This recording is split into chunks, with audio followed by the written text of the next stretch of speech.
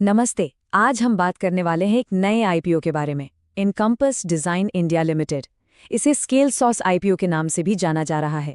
तो चलिए इसका पूरा डीप डाइव एनालिसिस करते हैं, एक एक पॉइंट को बारीकी से समझेंगे। और देखिए, हर आईपीओ में सबसे बड़ा सवाल तो एक ही होता है कि इसमें पैसा लगाएं या फिर इसे जाने दें, अप्लाई करें या अवॉइड करें।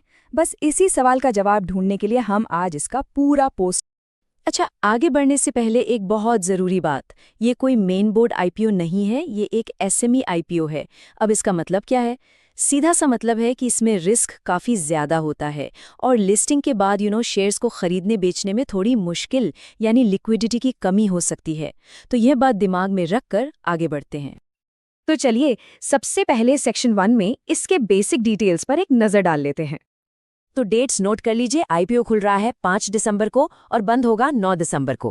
प्राइस बैंड रखा गया है 101 से 107 रुपये प्रति शेयर।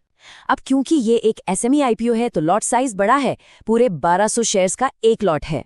और सबसे अच्छी बात क्या है, ये जो करीब 40.21 करोड़ का इशू है ना, ये पूरा का पूरा फ्रेश इशू है। मतलब सारा पैसा सीधा कंपनी की तिजोरी में जाएगा, उसके ग्रोथ के लिए, एक्सपेंशन के लिए। ठीक है, बेसिक डिटेल्स तो हो गए। अब आते हैं सबसे ज़रूरी सवाल पर कि भैया ये कंपनी करती क्या है, इसका बिजनेस मॉडल क्या है और पैसे कहाँ से कमाती है।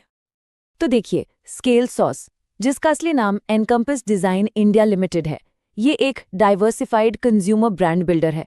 मतलब ये कई तरह के ब्रांड्स बनाती और बेचती है। कहानी शुरू हुई थी 2010 में। तब ये सिर्फ एक फैब्रिक ट्रेडिंग कंपनी थी, मतलब कपड़ों का व्यापार। लेकिन तब से लेकर अब तक कंपनी ने कई अलग अलग सेक्टर्स में अपने पैर जमा लिए हैं। अब ये बड़ा इंटरेस्टिंग है, इनके रेवेन्यू को देखिए। ये किसी एक बिजनेस पर डिपेंडेंट नहीं है। चार्ट साफ साफ दिखा रहा है, करीब 35.5% कमाई ट्रेडिंग से आती है, लगभग 20% होम और लिविंग प्रोडक्ट्स की मैन्युफैक्चरिंग से आती है और पारे 5% ई कॉमर्स सर्विसेज से। बाकी का करीब 39% दूसरे सोर्सेज से आता है। मतलब एक वेल डाइवर्सिफाइड बिजनेस है। और कंपनी कहाँ की है? इनका रजिस्टर्ड ऑफिस है मुंबई, महाराष्ट्र में। तो ये जो 40 करोड़ रुपए कंपनी जुटा रही है, इसका इस्तेमाल कहाँ होगा, ये समझना बहुत ज़रूरी है। देखिए, लगभग 11 करोड़ रुपए से ये अपना कर्ज चुकाएंगे, जो कि एक बहुत अच्छी बात है। करीब 11.5 करोड़ रुपए कैपिटल एक्सपेंडिचर पर खर्च होंगे और लगभग 7.5 करोड़ रुपए वर्किंग कैपिटल, मतलब कंपनी के रोजमर्रा के खर्चों के लिए रखे जाएंगे। तो प्लान बिल्कुल क्लियर है, कर्ज कम करो और ग्रोथ में पैसा लगाओ। चलिए अब आते हैं मुद्दे की बात पर, यानी नंबर्स पर। देखते हैं कि कंपनी की फाइनेंशियल हेल्थ कैसी है। यहाँ जरा नंबर्स पर गौर कीजिए। रेवेन्यू ग्रोथ बस जबरदस्त है। फाइनेंशियल ईयर 23 में रेवेन्यू था करीब 22 करोड़, 24 में बढ़कर 40 करोड़ हुआ और 25 में सीधा 55 करोड़। ये लगभग 59% की CAGR ग्रोथ है, जो कि कमाल की बात है। और सिर्फ रेवेन्यू ही नहीं, प्रॉफिट की कहानी तो और भी शानदार है।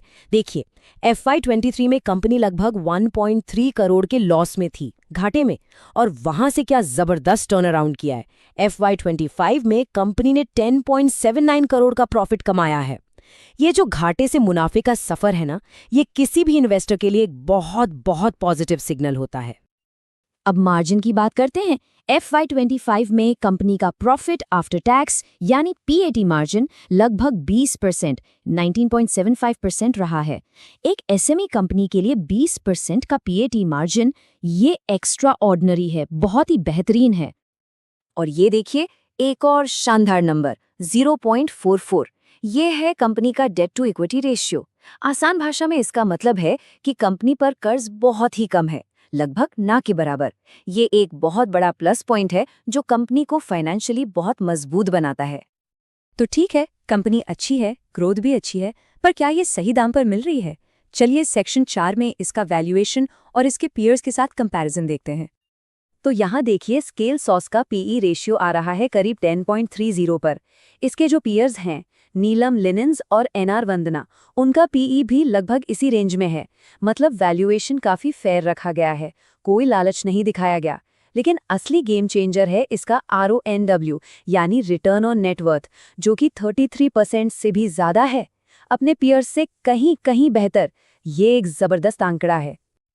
एक और पॉजिटिव बात, आईपीओ के बाद भी प्रमोटर्स के पास 59% से ज़्यादा की होल्डिंग रहेगी। इसका सीधा मतलब है कि मैनेजमेंट को अपनी कंपनी पर और उसके फ्यूचर पर पूरा भरोसा है। वो अपना स्किन इन द गेम बनाए रख रहे हैं। लेकिन एक पॉइंट है जिस पे ध्यान देना होगा। फिलहाल इसका ग्रे मार्केट प्रीमियम यानी जीएमपी 0 चल रहा है। इसका मतलब है कि ग्रे मार्केट में लिस्टिंग गेन की उम्मीद अभी नहीं है।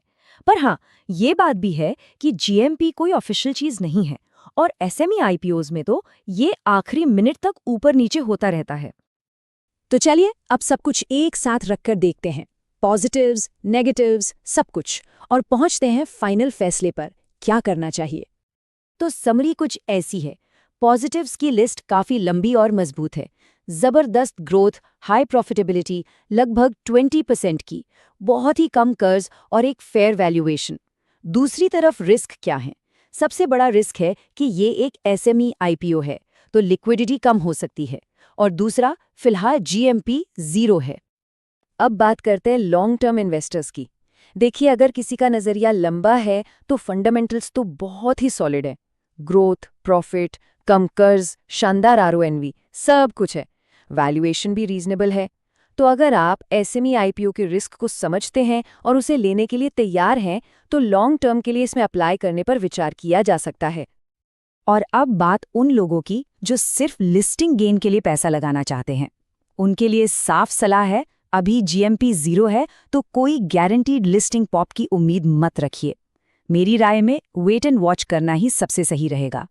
आखिरी दिन तक सब्सक्रिप्शन के आंकड़े देखिए, जीएमपी में कोई मूवमेंट आता है या नहीं ये देखिए, और उसके बाद ही कोई फैसला लीजिए। और आखिर में एक बहुत ज़रूरी डिस्क्लेमर, ये पूरा विश्लेषण सिर्फ जानकारी और एजुकेशनल पर्पस के लिए है। ये कोई खरीदने या बेचने की सलाह नहीं है। एसएमई आईपीओज बहुत रिस्की होते हैं, तो प्लीज़ कोई भी निवेश करने से पहले अपनी खुद की रिसर्च ज़रूर कर लें और अपने फाइनेंशियल एडवाइज़र से सलाह लें। अगर आपको हमारी ये जानकारी पसंद आ रही है तो चैनल को लाइक और सब्सक्राइब ज़रूर करिए। धन्यवाद। मिलते हैं अगली बार।